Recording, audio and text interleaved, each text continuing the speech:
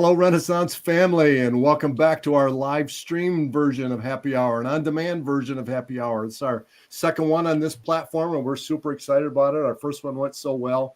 We got a lot of eyes on us, so it was great. So, hey, if you found us on Facebook or YouTube, we'd like to welcome you to this unbelievable network of educators who are on fire, transforming the climate and culture in their schools. During this event, feel free to chat any questions you might have. We'll get to them at the end. And but please share this with your fellow educators. The recording, once we're done, the recording will be available on jostensrenaissance.com as well as Facebook and YouTube. So I'm John Rowe, lifelong educator, member of the Jostens Renaissance team. I'm a Renaissance Schoolmark consultant. Hey, my co-host made it today. Last time we missed him, he was flying around the country somewhere. PC, Dr. Philip Campbell is here tonight. How you doing, buddy? What's up, man? How you doing, John? I'm doing great. Hey, what's going on in your world? Got any news? Or is there any event going on this summer? I know there was some little talk. There's some people talking about a little bit. Yeah, just some breaking news that we had here within the last couple of weeks or so, right? The Jostens Renaissance Global Conference takes place this summer from June the 28th through the 30th at the Gaylord Pacific Resort and Convention Center, brand new resort and convention center. And so, of course, like I haven't been there, but Wolf has been there, and he just goes on and on and on about how beautiful and how gorgeous it is. So really looking forward to that. That's in Chula Vista, California, right outside of San Diego. So beautiful, beautiful part of the country. And most importantly, John, they have amazing tacos in San Diego. So we are in for a treat there with that. But again, June the 28th through the 30th, the Leadership Academy will be that day before on June the 27th. Registration, the important part, registration opens on Monday, February the 3rd. Monday, February the 3rd at 5 o'clock p.m. Central Time. So Monday, February the 3rd, 5 o'clock p.m. Central Time on our website, of course, jostensrenaissance.com. Use the events tab to find out more information on everything that's going on with JRGC. Remember that the first 400 people get to register, get the early bird discount pricing. So you want to make sure that you're early. We have sold this thing out, I believe, 3 years in a row now. So fingers crossed, optimistic that we're going to sell it out for a 4th year in a row. And I know that a lot of people are very excited about being back out on the West Coast. It's been a long time since we've been out there, John. So my understanding is our challenge will be getting you off the beach. Is that true? off the more so out of the taco shops that they have. Okay. They make like the homemade tortillas. Like there's one place right in the front of the store where the window you can like stand out there and watch the people making the tortillas and stuff. Like I'm more of the taco. The water's cold there to me personally. Like I'll take the Gulf of Mexico over the Pacific. But the tacos, like that's worth the price of admission, man. In the chat, our friend Farrah from California totally agrees about your taco assessment. So there you go. And Kristen, Kristen's watching. Hey, Kristen, how you doing? All right. Hey, I'm excited about this event tonight. This happy hour. Our guest tonight is a guy we've met in the last couple of years, an incredible educator, Brandon Hubrins, assistant principal at Ellington High School in Connecticut. This guy's on fire, absolutely. So our topic tonight is that importance of defining your school's identity and living it out with Renaissance. When you think about the 6 R's, that first R is respect. And we sometimes don't give that as much credit and how much time we need to spend on that and figuring out who we are, what we core, what do we respect, what do we value, and what is our identity? Well, let me tell you, when we visited Ellington, do you remember going to Ellington last year, PC? We had a big time that day, man. It was awesome. We did have a big time that day. But what I remember is when you walked in, you knew exactly what it meant to be a knight and what it meant to be a knight at their school. And if you talk to any student, they knew exactly what it meant to be a knight, which was so exciting. So, hey, we got Brandon Hubrins. What's up, Brandon? How's it going out there? Hey guys, things are going great. Thanks so much for having me. It's a pleasure to be able to come here and really talk about the great work that's happening here in Ellington High School. That's so awesome. Now, PC's talking about San Diego, but you were just telling us you're the ski guy. You're the ski club guy. So you need the snow. Listen, I was fortunate enough to have Mr. DeCormier, our coordinator for the club. He continued to stay on me about joining and helping the chaperone. And so, his energy kind of fed in. And so I'm out there every Tuesday night trying not to fall so I can come back the next day and, still. Oh, that's awesome. I just went, PC, you were just skiing for a week in Steamboat. I spent the weekend skiing in Northern Michigan. So, and no injuries between us, right? Yeah, knock on all the wood right now, all the wood. That's awesome. That's awesome. So let's get started, Brandon. You ready to go? Absolutely. Okay, so let's just start by having you tell us a little bit about your experience using that we call school mark process through Jostens. That's a process to help you determine your school's identity. Maybe talk a little bit the process and what led you to even think about going through this process.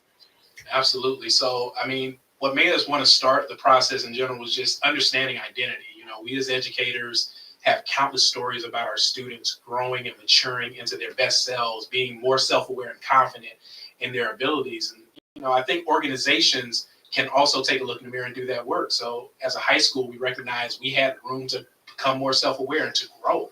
We looked at our internal data and it suggested that our students didn't feel as connected to the people in the building as we would have wanted them to, and that there were divisions within social groups that we felt we could do a better job of bridging. So myself and a team of teachers and students decided to really be proactive around addressing that. And that led us to start by looking at our existing resources, look at what we're currently doing. And we realized that we had a connection with Jostens and we're underutilizing those resources. And so that helped us to figure out what Jostens Renaissance was all about.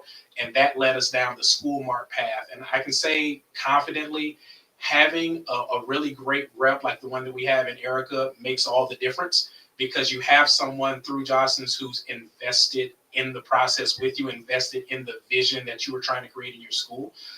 Erica made it easy for us to connect with the right people and helped us to remain on point throughout the process. So every time we had a big idea, helping us to figure out who within the school mark and the Renaissance Network could help us pull that off. So, when we really got going that first year, having PC come out to kick us off with an awesome assembly, followed up with Mike Conlin facilitating a dream walk with our faculty to really get a vision of what our building could look like.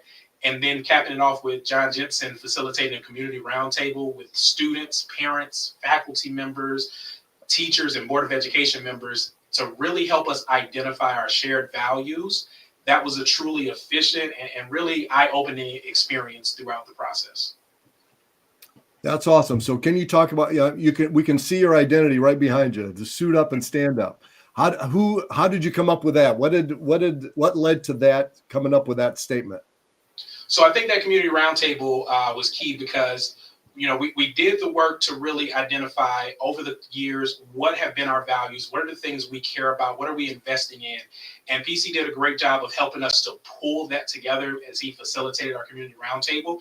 And as the ideas started to come up, he helped us to really center on the framing and the phrases that seemed to jump out the most. And once we had a good understanding of what that looked like, that then led us to the opportunity of us saying, okay, I think the best way for us to do this is for us to combine the two phrases that keep coming up the most, which is to suit up and to stand up. And, we really wanted to create that common language for people to understand. To suit up means to learn the skills needed to prepare for life's challenges. To stand up means to apply those skills to life's challenges. So it's helped us to create that common language for our school community to better defend the values that we defined during that school mark process. And it's clearly helped us to have a why for all of our culture and climate initiatives, because nothing we do, if it's not tied to suit up and stand up, it's not happening. So it's really given us a renewed sense of school pride. It's helped us to, not just live it out every day with what we wear and what's on the walls, but it's really pushed us to think about how we treat each other. Think about, are we living out our values and being our best selves? And ultimately, are we becoming a better service to our school community? You said so many amazing things there, Brandon. And what I love, I think the most, is the involvement of so many stakeholders in your community, right? It wasn't just your administrators, it wasn't just your student leaders, but you literally had representatives from every single stakeholder group in your community. And I just think that makes this so much stronger and so much more powerful.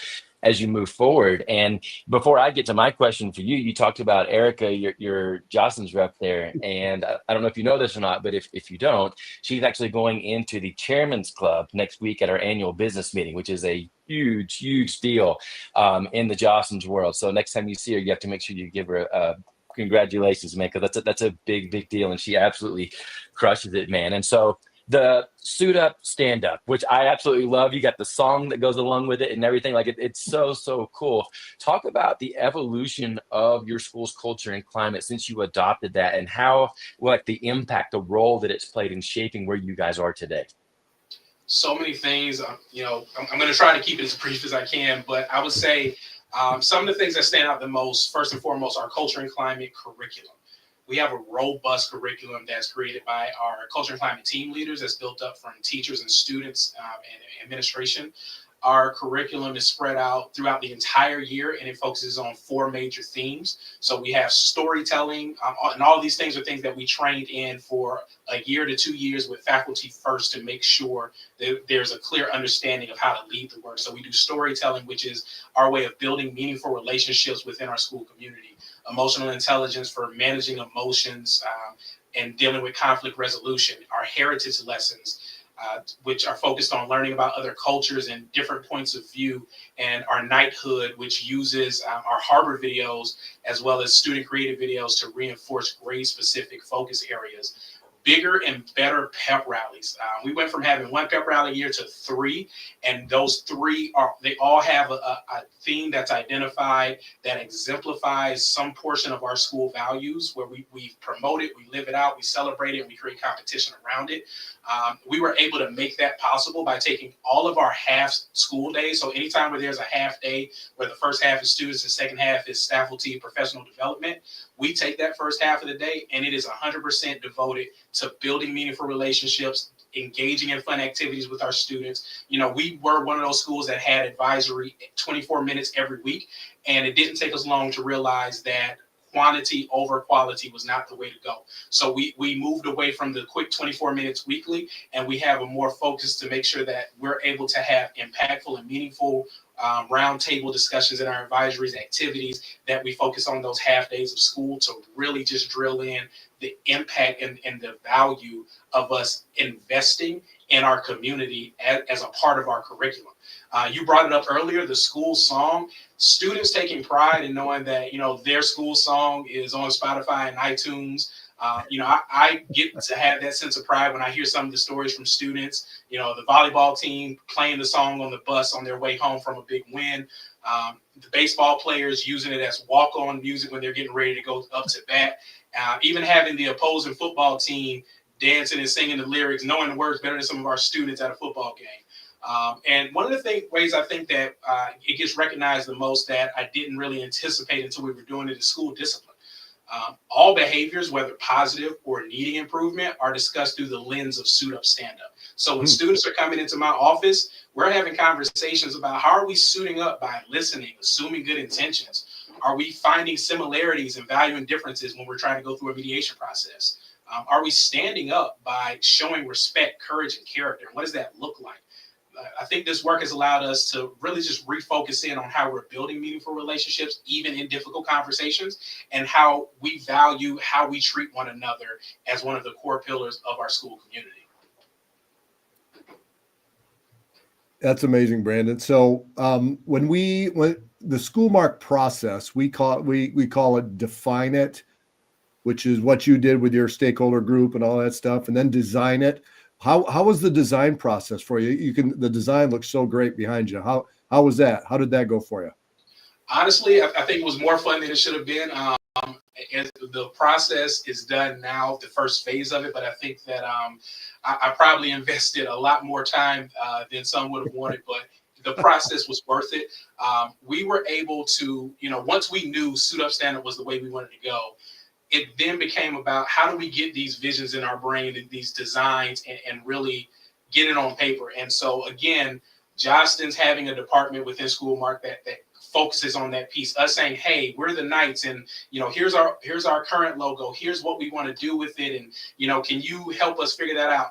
it was a smooth process because I was able to brain dump all of these ideas and have an artist get back to me within a day or two to say, hey, how does this look? And we were able to really take that back to our constituents, say, what are we thinking? What do we want to change about this? So by the time we had our fonts, by the time we were able to solidify what the mascot was going to look like, we were also able to continue to expand upon that. So, you know, what you see behind me, we have that our 4 main colors: gold, purple, black, and white. One grade color is focused per grade.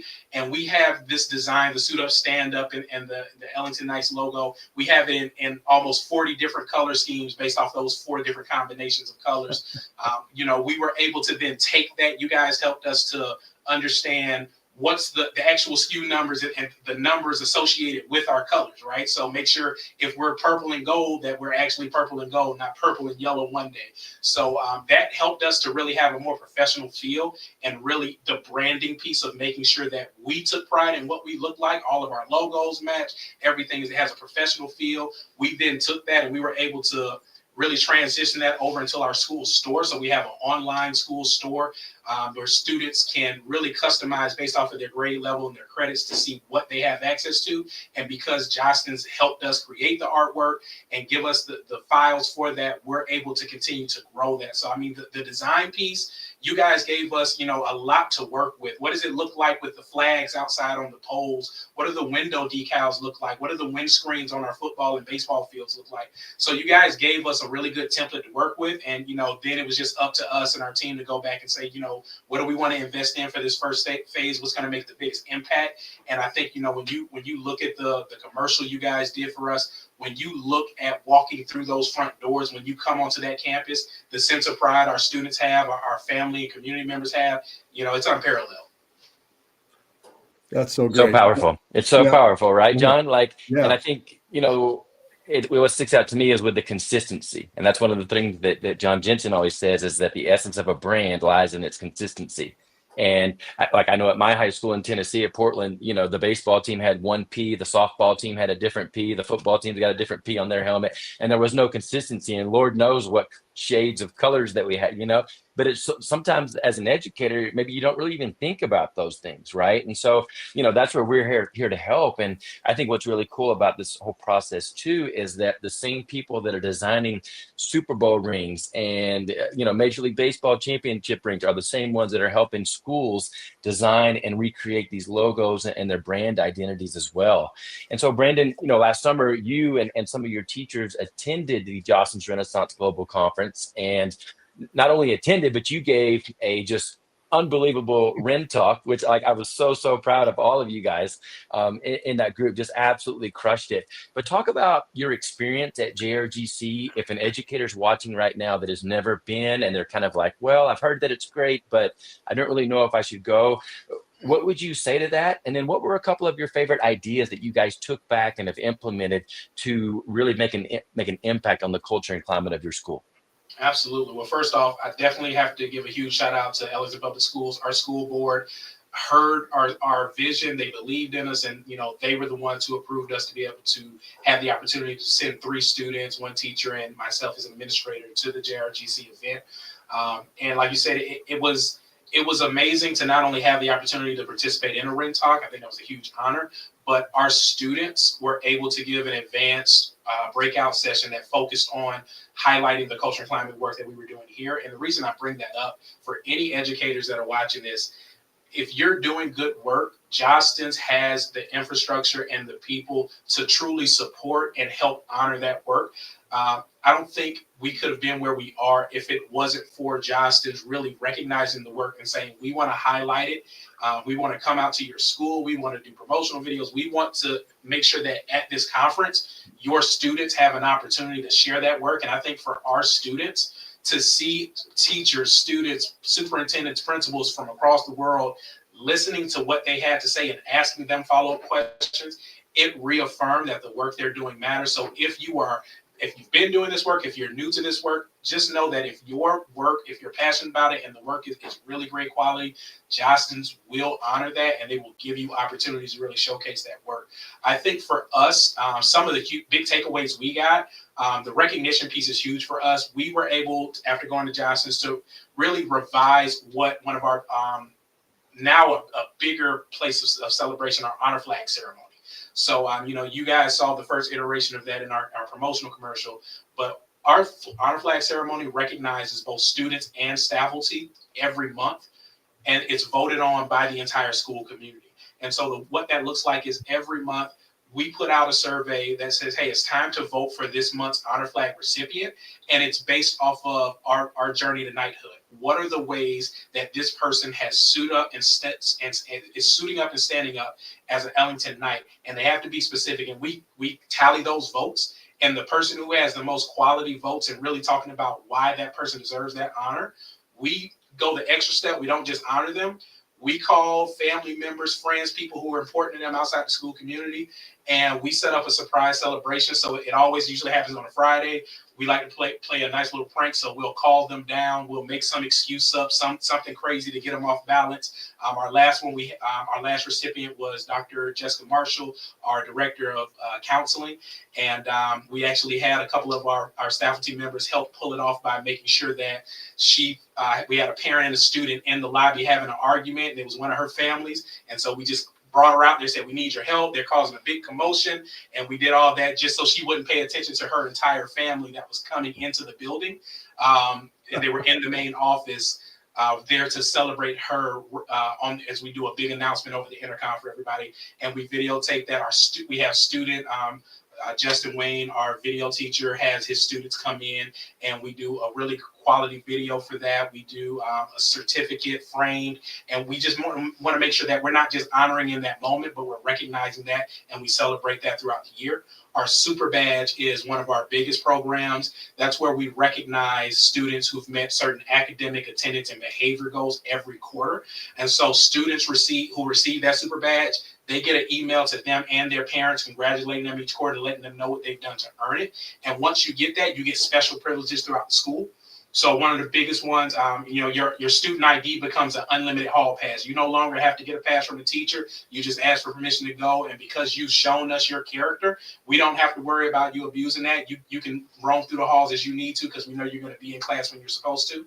We enroll all of our recipients in a Freebie Friday giveaway. So we give away different items throughout our school store, usually our throwback gear, discounted school prices within our school store, and exclusive merchandise that no one else can have. So we build our school store directly into our Infinite Campus portal, and that allows us to upgrade it. So if your child gets Super Badge, we get that email, and then you as a parent also have access to those discounted prices and exclusive gear. And the biggest privilege that our students love, this is only for our upperclassmen, juniors, and seniors, they get the opportunity for early release if they have study halls at the end of the school day. And so we're continuing to build on that, and we have our student ambassadors who we empower to be leaders in the work. So, we don't believe that students should be seen, not heard. If you have a complaint, if you feel like we can do the work better, we want you to be a part of building that work. So from pep rallies to curriculum to policies and procedures around dress code, we want you to be a part of that work so that you really have some accountability and some buy-in to know that this is built for you, with you, so that we all are really walking the walk and talking the talk. Yeah, that's amazing. That is absolutely awesome. So I want to go back a little bit. So you came up with the phrase suit up, stand up. You defined it, you designed it. Our next phase we call live it.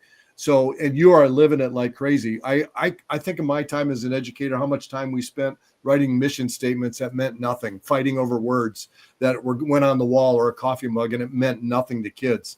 And you came up with suit up, stand up. When they saw the words, it probably didn't mean anything. What was that point when suit up, stand up came to life? I don't know if it actually does come to life. But what can you remember exactly when you revealed that to your kids in your community? When did it actually come to life? When I went up to a kid and asked what it meant to be a knight at Ellington High School, they said, suit up, stand up, brother. So when did that moment come for you?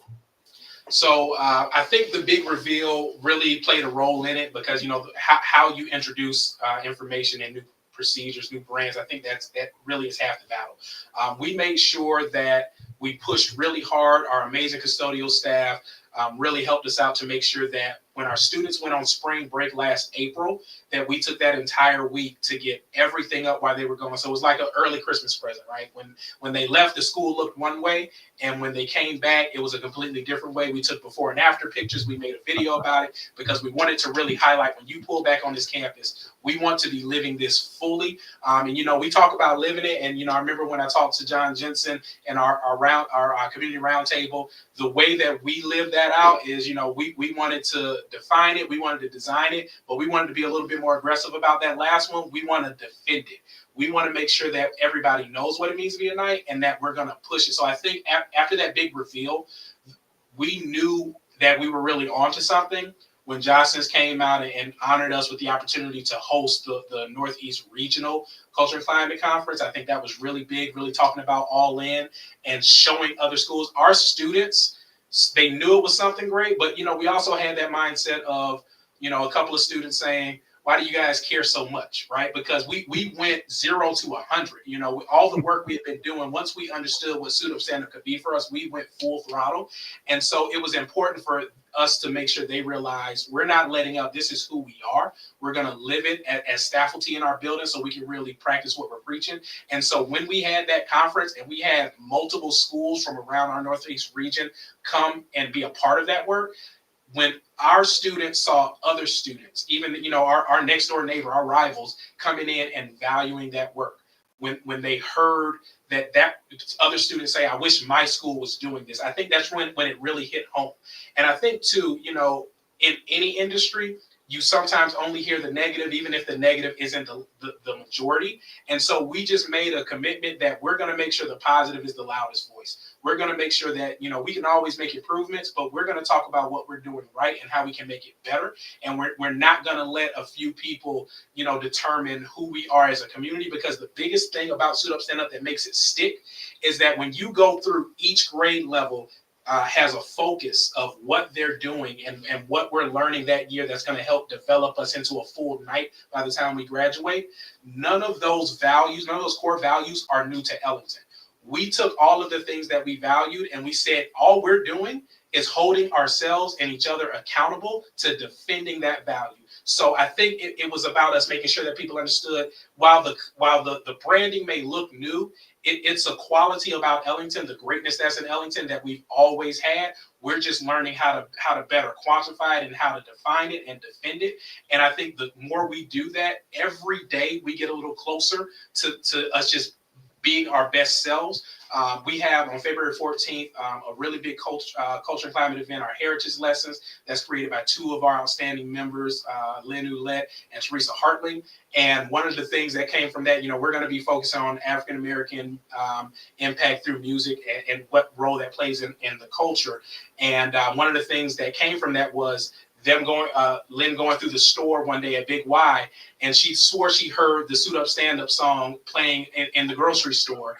And what it actually turned out was it was the Bob Marley Get Up Stand Up, and that song is how we built.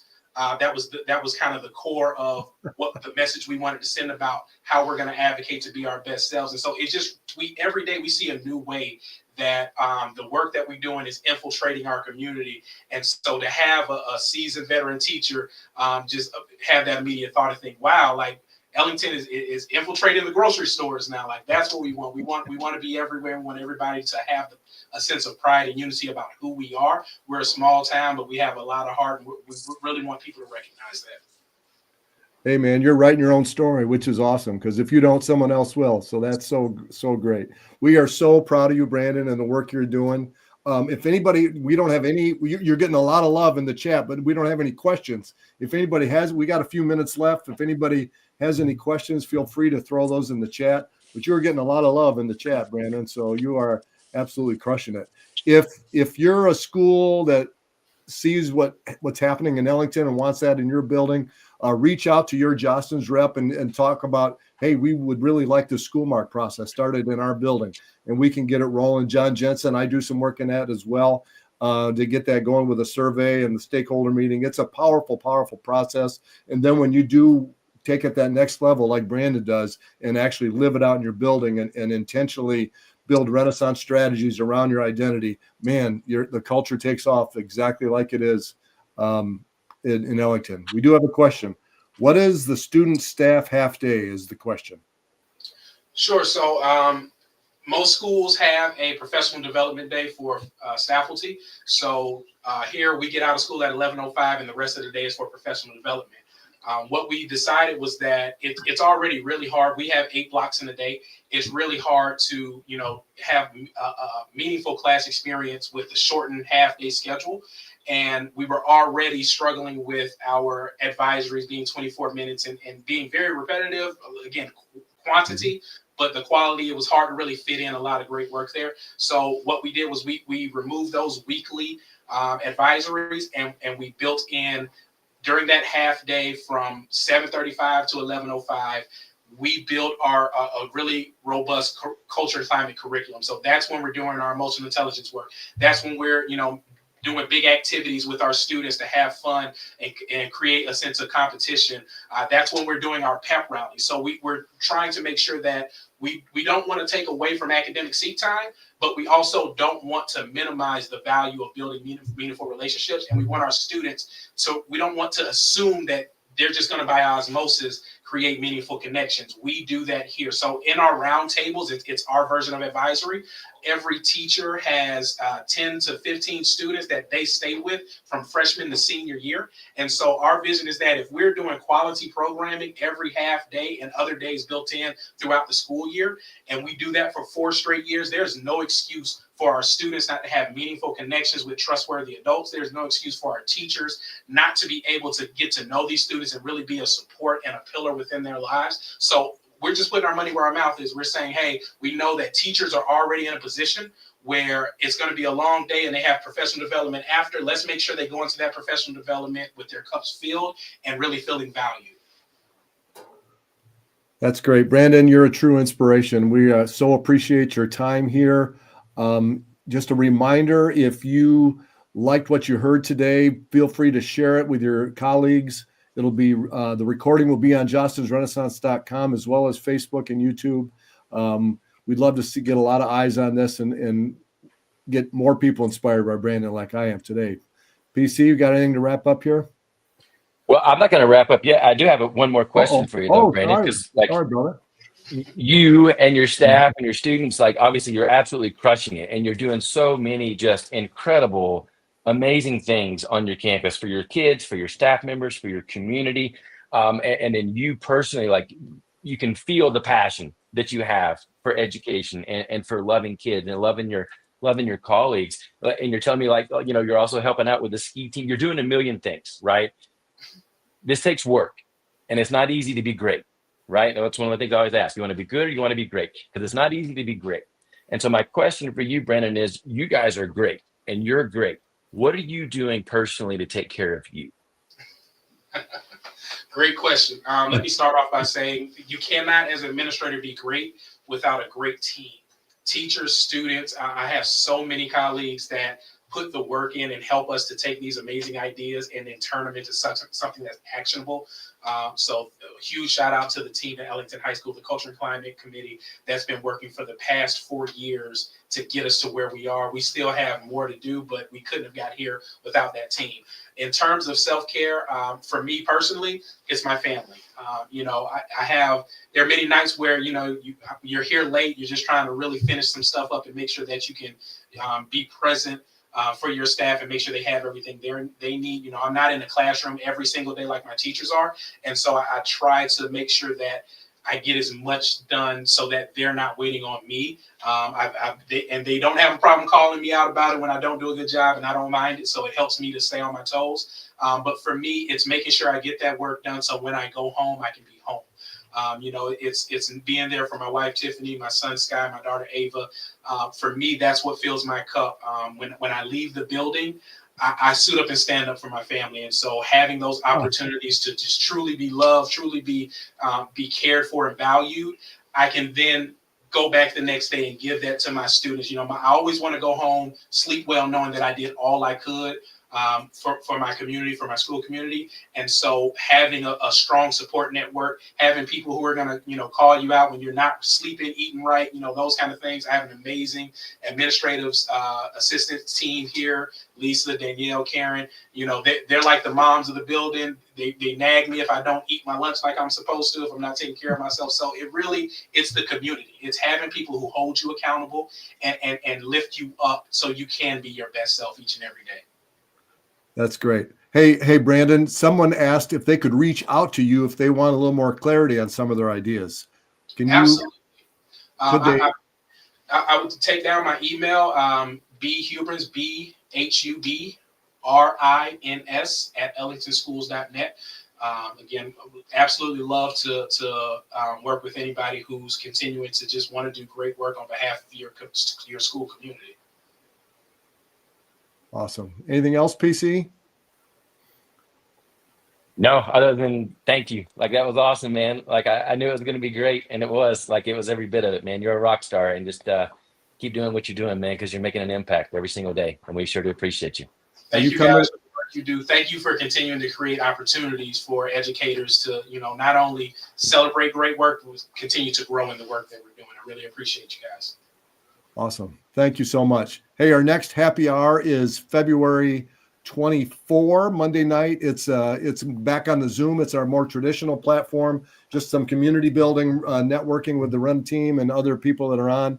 We'll have another live stream on demand one later in the year, actually with Meg Ward. We're going to talk about Renaissance cards and that kind of tiered recognition. That's an important topic. So that's coming next. Anyway, thank you so much for being here. We will see you next time. Thanks, Brandon. Thanks, PC. Have a great night, everyone.